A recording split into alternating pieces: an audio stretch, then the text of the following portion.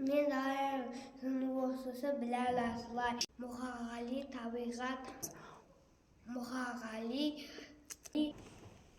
Мақатай табиғат. Тау алыста, тау қыс болған кезде тау көп қайтады тауға.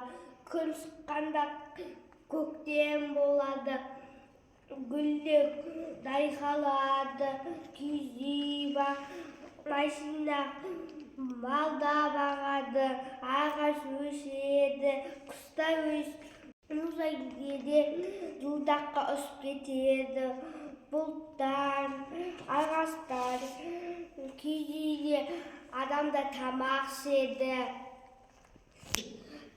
Табиғат таза ауа.